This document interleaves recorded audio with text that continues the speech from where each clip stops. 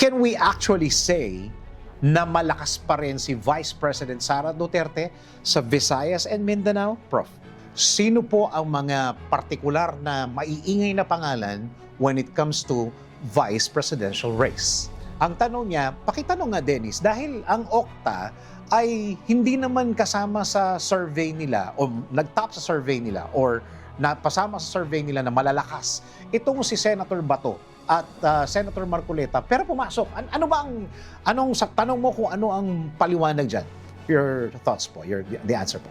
Pagka ikaw ba ay isang senador, senator judge, Okay. sa impeachment, Okay.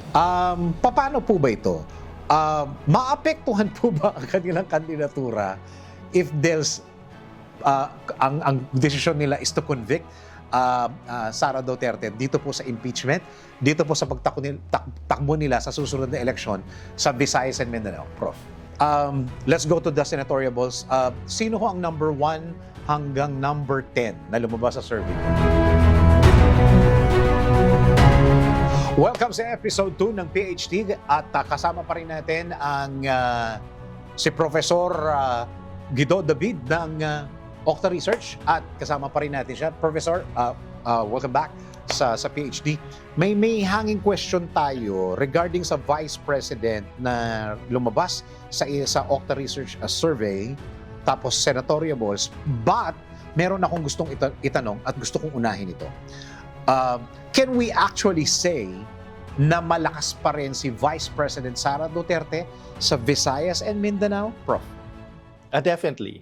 And in fact, nung previous episode natin, diba, tinanong ako, why not? Kasi ang ibig kong sabihin nun is si Vice President Sara, she was coming off a victory in 2022 where she garnered 32 million votes. Diba? Yeah, 32 Actually, million. lagi natin naririnig yan eh. May Yes. 32 million Yes, na. yes. Pero sa ngayon, sa surveys, hindi na yun 32 million. Nabawasan na yun. Okay. Kasi she got voters in Luzon, Visayas, Mindanao. Ngayon, solid pa rin siya sa Mindanao. Kahit sino ang lumaban doon. Except siguro kung si Senator Bongo lumaban. Okay. Or si Senator Robin Padilla lumaban.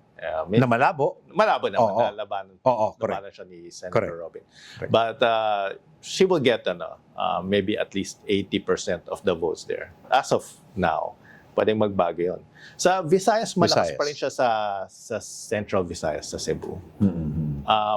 Although that could also, sa tingin ko, that could also change. I think mas pwedeng makuha yun or pwedeng makakuha ng votes din yung kung sino man yung magiging kalaban niya. You're talking about Visayas? Visayas, Opo. yes.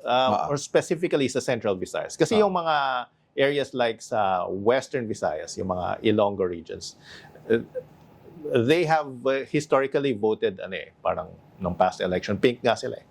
So, pwede mapunta yun sa kung kanya itatakbo si Mayor Lenny, she could get Western Visayas.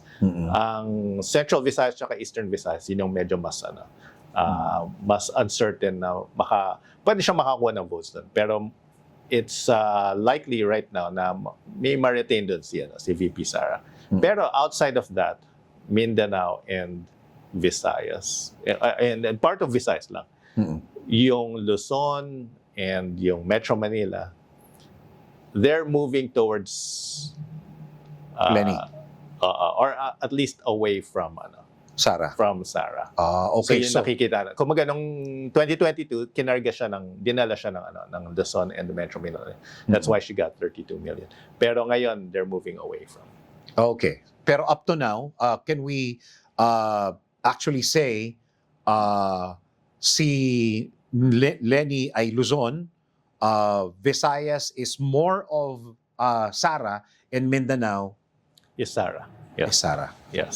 Oh. So ganun yung labanan. But this is as of the moment. So Yeah. maraming pwedeng magbago between now and 2028. Okay. So sa Visayas ba and Mindanao, si Sara lang ba ang lumalabas? After Lenny, yun pa rin yung mga binanggit ninyo na presidential na pwedeng maging presidential like Senator Raffy Tulfo,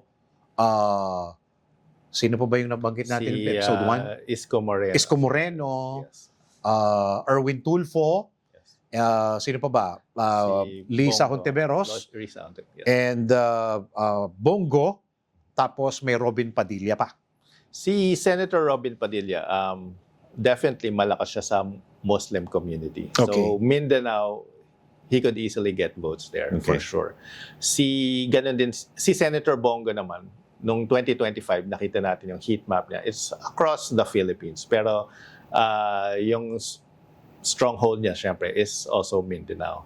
Si Senator Raffy Tulfo, sa nakikita natin, at least sa data, he can get votes in Visayas, Mindanao, as well as in Luzon. I think Ilocano yata sina Senator Raffy Tulfo.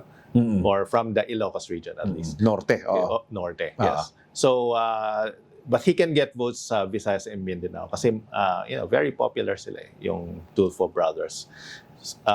Sa people like sina Senator Risa, more of Luzon and Metro Manila and maybe Western Visayas. Similar kay VP Lenny, Mayor Lenny, yung kanyang demographics na nakukuha. Okay, bago natin puntahan yung vice presidential survey, Prof, and the senatorial survey, yung Visayas and Mindanao ba, yung sa tanong po ng mga surveyors natin, mga researchers natin, are they monitoring? Do they know about the impeachment? Definitely, yes. Impeachment is, yung awareness ng impeachment is high across different areas. In fact, mas mataas pa yating awareness sa Visayas and Mindanao. Oo, let's see, sa Metro Manila 92% awareness, and sa Visayas 86% awareness, sa Mindanao 91% awareness. Oh, So, okay. mataas yung awareness niya across Awareness means, do they know about it or they know about it at the same time monitoring it? Well, they know about it. I won't say na monitoring. Karami ng mga kababayan natin busy naghahanap buhay. Oo. So, minsan wala silang time to actively engage or listen or sa mga discussions. But I think most of them are aware. Separate question monitoring. I think we should ask that sa Oo. survey. Kaya ako po na naitanong yung monitoring, wala pa silang desisyon kung naniniwala sila doon o hindi.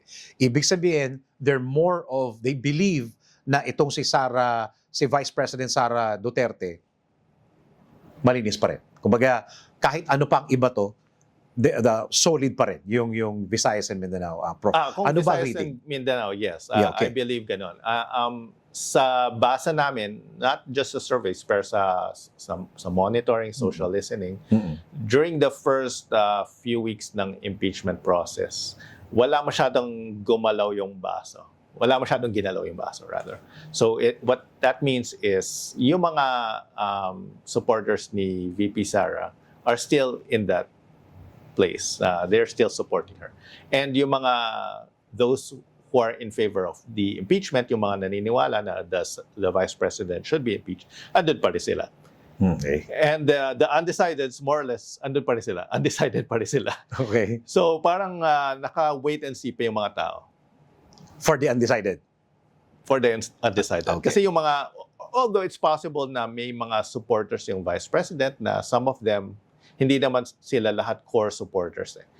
Meron sa kanila mga very strong supporters, meron mga not as strong na supporters na pwedeng malipat sa undecided. Parang game yan. Parang, pwede kang lumipat sa undecided. Meron din naman yung mga, pero from my perspective, yung mga in support of impeachment or yung naniniwalang dapat siya ma-impeach, parang malabo na malipat sila sa undecided or papunta sa pro-Sara. Yeah. Because if you're already in that position, that means siguro na binasa mo na yung evidence and you feel strongly about the evidence, etc. So yung labanan is the undecided, which is still large. Could be about 40% of the population. Baka nandun sila sa undecided. So ano yung sinasabi ng mga undecided? They're waiting for the evidence. Gusto nilang pang marinig yung mga evidence, yung mga pinag-uusapan. So maybe not actively monitoring or maybe monitoring sila pero naririnig nila sa mga news, sa mga balita, yung mga ebidensya na nilalabas sa Senate hearings. Yeah. Okay. okay na tayo sa President. Prof, puntahan na natin yung Vice Presidentiables natin. Sino po ang mga partikular na maiingay na pangalan when it comes to Vice Presidential race? Actually, wala pa masyadong maingay na pangalan sa Vice President. Okay. Parang yun, and normally ganun din naman eh. Parang hindi masyadong pinag-usapan yung Vice Presidential. Okay. So, like no 2022, before the 2022, until siguro the year prior, so no 2021, may mga lumutang na parang gustong tumakbo for Vice President. Pero before the filing ng candidacy, hindi masyadong mainit yung discussion sa Vice President. Pero may mga pangalan na, I think kino-consider ng mga kababayan natin. Kasama din dyan yung mga nabanggit natin, si Senator Bongo, si Senator Robin Padilla, si Senator Bam Aquino, either of the Tulfo senators, or maybe even si Ben Tulfo, pwedeng masama dyan sa mga discussions. So may mga pangalan na, or even si Senator Risa Ontiveros. So yung the same names na na-float sa President, Tama. parang sila rin yung Oo. pool na nagfo-float for the Vice Actually, meron pa parang survey din na lumabas na even Vice President Sara at saka si Mayor Lenny, may mention din sa Vice President. Yes. Ganun talaga. So, minsan yung mga kababayan natin, hindi naman sila, actively engaged sa discussions. Minsan busy sila, nag-aalaga ng family, nagtatrabaho. And they think about these things pagdating ng mga 2028 na 2027, 2028. In some of the surveys na nakita ko, yung mga voters, nagde-decide sila 1 week before election. So, ganun. So, parang late yung, yung pag-process nila ng kung sino yung pipiliin nila ng President, Vice President. That's why itong mga early surveys na to, hindi ka naman sasabing useless siya. Kasi it's an insight into what can possibly happen. Pero definitely, ang daming pwedeng magbago. Hindi pa natin alam kung sino tatakbo eh. Correct. Except for Vice President Sara, sabi niya tatakbo na siya. Yeah. Pero hindi pa natin alam kung sino magiging kalaban niya, ilan yung tatakbo. Bago po natin puntahan yung senatoriables natin, Prof, reguluhan mo lang ako ng isang question na isang question lang regarding Visayas and Mindanao. Pagka ikaw ba ay isang senador, senator judge, Okay. sa impeachment, Okay. paano po ba ito? Maapektuhan po ba ang kanilang kandidatura if there's ang desisyon nila is to convict Sara Duterte dito po sa impeachment, dito po sa pagtakbo nila sa susunod na eleksyon sa Visayas and Mindanao, Prof? Okay. May dalawang sagot yan eh. Ang isa is kung talaga maapektuhan, and pangalawa is sa perception nila maapektuhan ba. And I think doon sa perception nila, tingin nila maapektuhan sila. Lalo na yung mga those who will campaign with Dutertes. Okay. So, kung magbago yung kanilang decision, kung hindi siya in favor of the Vice President, definitely pwede silang ilaglag. Nakita natin yun nung 2025 elections na the Duterte camp, meron silang mga dinalang mga senatorial candidates. And although tatlo lang nakapasok, hindi naman lang, pero they're part of the opposition. So nakapasok si Senator Bongo, si Senator Bato, at si Senator Marcoleta. But the others, hindi naman nadala ng but itong mga others na to, they got most of their votes sa Visayas and Mindanao. So, to answer your question, yes, if doon yung baluarte nila, definitely, ma-affect sila. The answer is yes, they're going to be affected. Yes, yung mga may baluarte doon. How about yung mga baluarte nila nasa Metro Manila? Pwedeng magbaliktad sa kanila eh. Like, if they vote in favor of Sara Duterte, ma-affect din sila dahil baka mawalan sila ng voters sa balance Luzon. So it has to be, if they're just being strategic, they have to really base it on evidence. Hindi pwede yung feeling lang nila. Ngayon, kung alam nilang baluarte nila is, kunyari, sabihin natin, let's say, extreme example, si Senator Bongo, and then he votes to convict Yeah. VP Sara. Definitely, he'll fall out of favor sa mga voters niya sa Mindanao and Visayas. Eh, meron din naman siya kahit papaano sa NCR and Luzon. Meron din naman siya Oo. doon, pero it's not clear kung paano mag-respond yung, Correct, yung correct. mga voters din sa Metro Manila and sa Luzon. Oo. If they will carry him because if he decides, for example, to convict the Vice President. So you think, Prof, ito mga nangyayari sa Senate ngayon, can we safely say na kahit papaano dapat isipin ng mga senator sa magiging boto nila? Palagay mo po. Okay, dapat din dapat yan eh. In theory, dapat Pag-isipan. Dapat Pag-aralan. hindi. Oo. Kasi they should be Dapat for the hindi Constitution. considered. They Yeah. should be voting for the Philippines. I mean, ang sinasabi nila, I'm voting for my constituents. Of course, sila yung constituents Yes. nila nationwide naman. Unlike a congressman, meron silang, like kunyari, yung district congressman, ganon, congressional district. They can be voting for their constituents. Kung ano yung popular opinion nun, technically silang nag-represent ng mga tao nila doon sa congressional district nila. So, pwedeng ganon.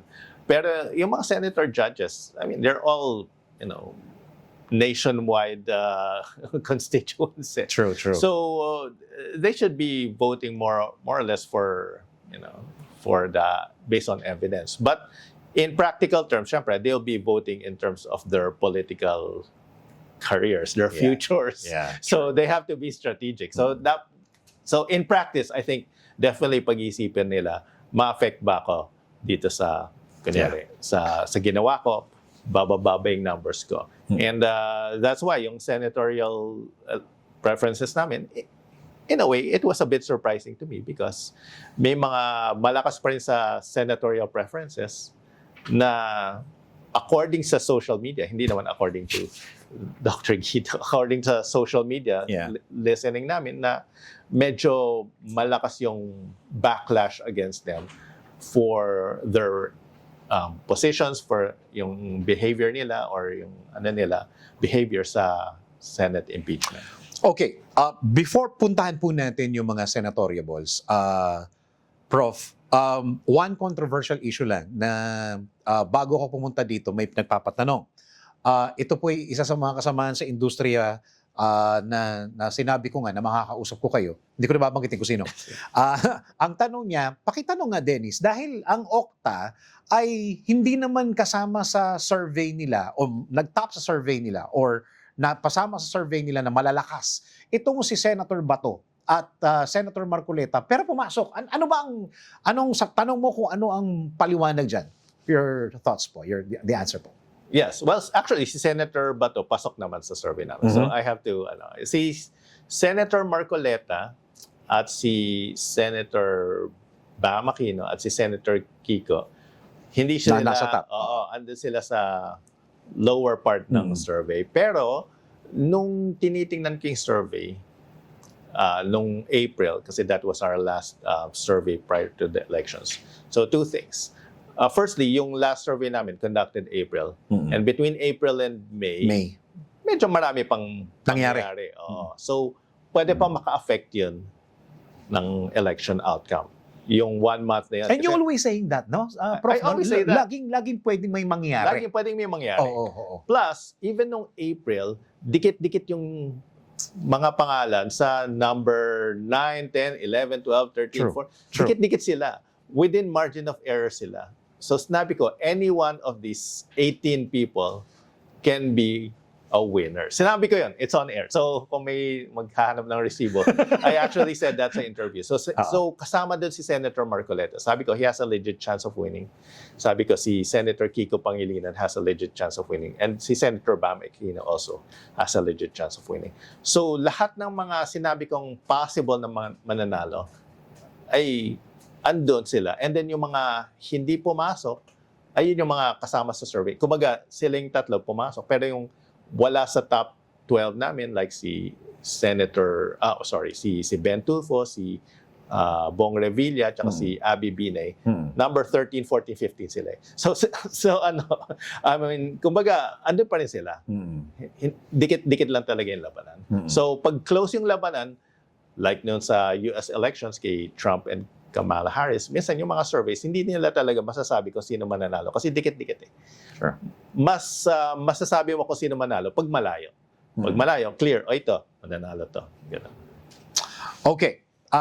Let's go to the senatoriables. Sino ho ang number 1 hanggang number 10 na lumabas sa survey po? Sige. So, ito yung listahan. Si Senator Robin Padilla, Senator Raffy Tulfo, Senator Alan Peter Cayetano, former Senator Grace Poe, Mayor Vico Soto, 5 na yun. And then si Senator Lauren Legarda, former Senator Manny Pacquiao, Mayor Paulo Duterte, Ben Tulfo, and si Abby Binay. Yeah. Wow. 10. Okay. So pasok pa din si gulat ako doon kay Ben Tulfo. Pumasok si Ben Tulfo. Pumasok si Ben Tulfo. Oo, tapos si Mayor Abby. Mayor Abby is pasok. Mm, But again, okay. I mean, baka magalit siya sa amin. Baka sabi niya, sabi mo dati, nung 2025 pasok ako, tapos hindi ako nakapasok. Well, dikit-dikit kasi nga yung laban. And yun nga, ang dami pwedeng mangyari. So ito, And early, it's still 2026. it's still 2026. This is still early. I'm sure wala namang magagalit sa mga Tsaka hindi natin alam kung sino tatakbo. Baka si Mayor Abby, baka bumalik siya sa Makati. We don't know. Yeah. I mean, may mga ganong factors. And again, your famous line, anything can happen. Anything can happen. Oh, anything can happen. Wala naman tayong Nostradamus na Oo, Iba nung oo. COVID. Nung COVID, mas predictive pa nga yung mga number of cases kasi may trend lang yan, may pattern. Pero ito, hindi natin alam kung sino ang tatakbo sa 2028. Tama. I mean, si Ben Tulfo pwedeng tumakbo center, pero Oo. baka hindi pala. Oo. Yung mga bagong pangalan na sumulpot sa senatorial na you never thought na masasabi ng mga respondents. Well, Wala ba si Kuya Ipi dyan? Kasi dati, di ba, meron. Andito siya si sa Kuya Ipi. Oo. number, down the list pa. Okay, after kina Abby Binay, si Jingoy Estrada, Jinggoy. Okay. Mark Lapid. Okay. Ayun, gulat ako doon. Okay. Mark Lapid. Pang ilan si Mark Pang Lapid? 12. Pang 12. Okay.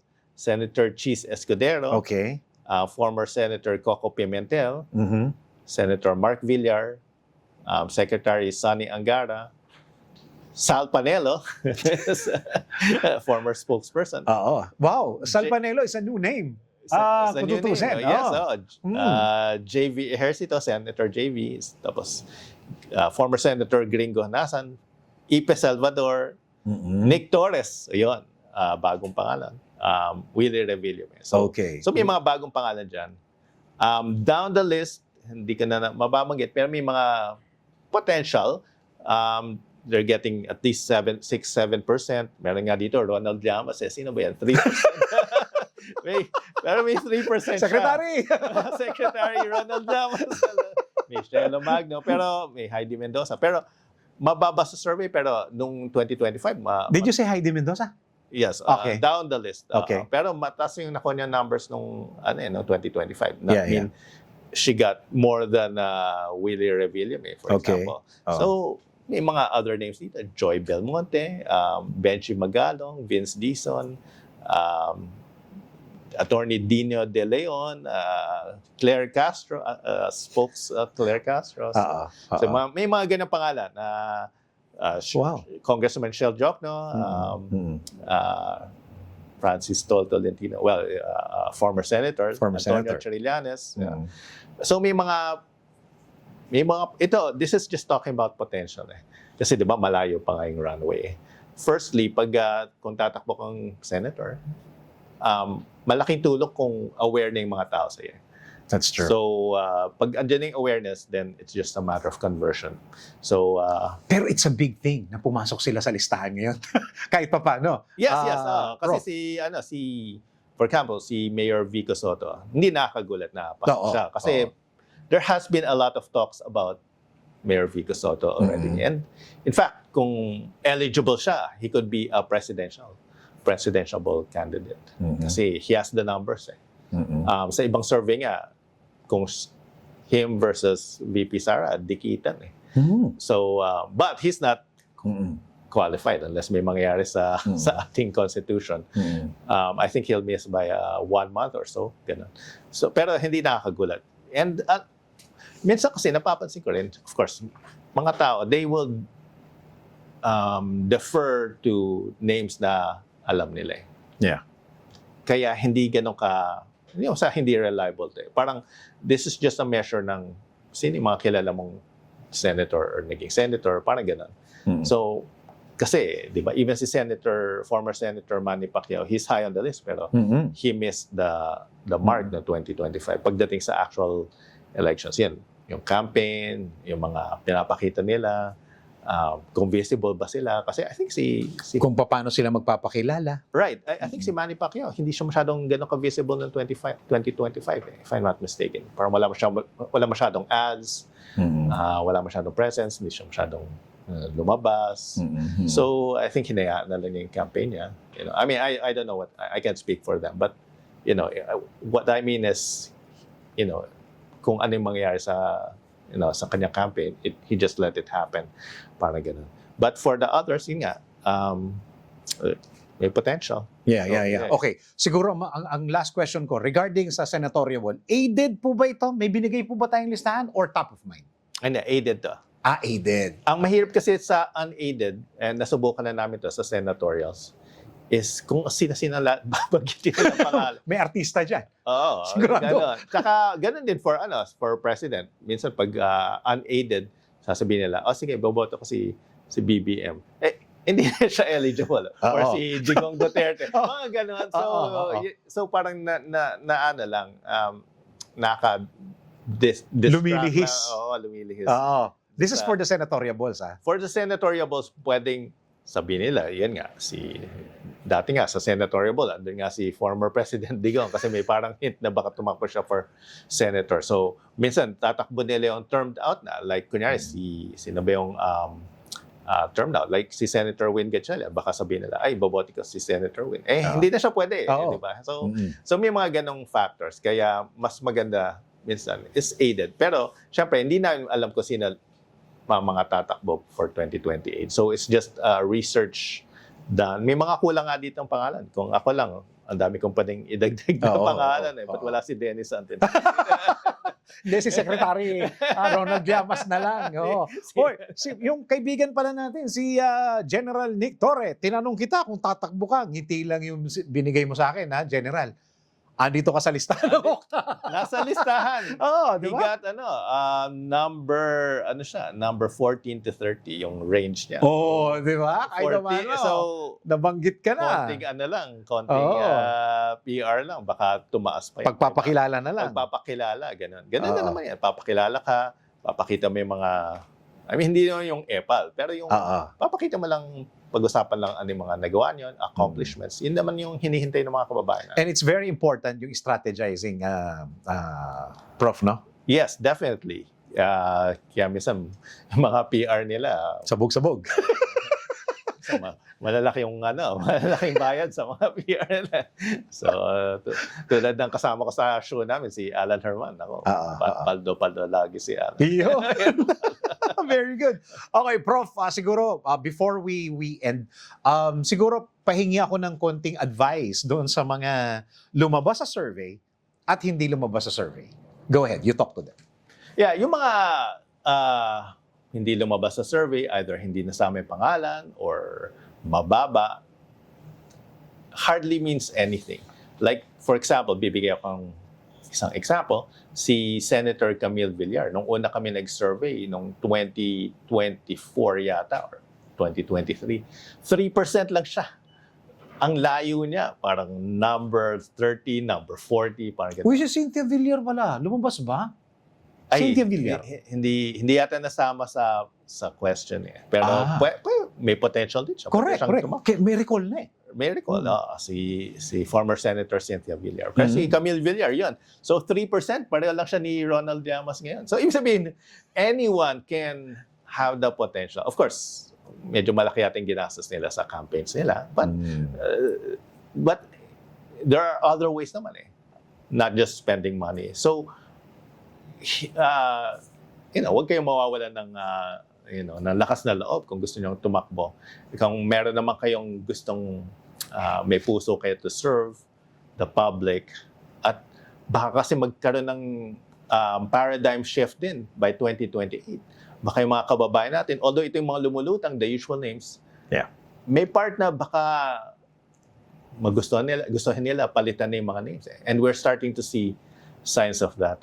And may anti-dynasty bill na sinusulong, pero nasa kamay pa rin naman natin yan. Kung kahit walang batas ng anti-dynasty, it's in our hands kung sinong boboto natin, kung pipiliin natin the same or gusto nating baguhin. So, yan, ang ano ko lang lagi is sinasabi ko sa mga nakikinig, sa mga nanonood, sa mga nakakausap ko, let's educate ourselves. Pag-aralan natin yung mga kandidato, yung mga kanilang plataforma. Tingnan natin, do our own research. Ano yung mga ginagawa nila?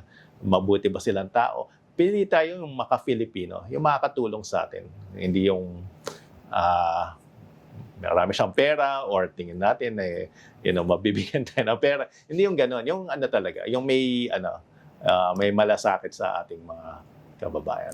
So yan lang.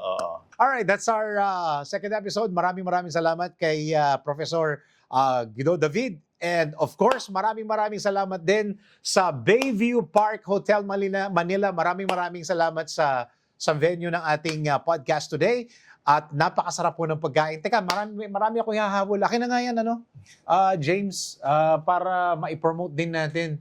Meron tayong mga, ayan.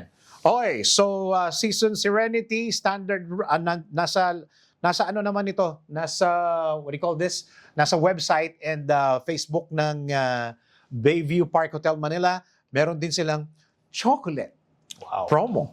And of course, yung aking personal favorite, ito po yung aking paborito, mango sticky rice. Ayan, ito po yung aking titikman mamaya after ng aming podcast. Maraming salamat po.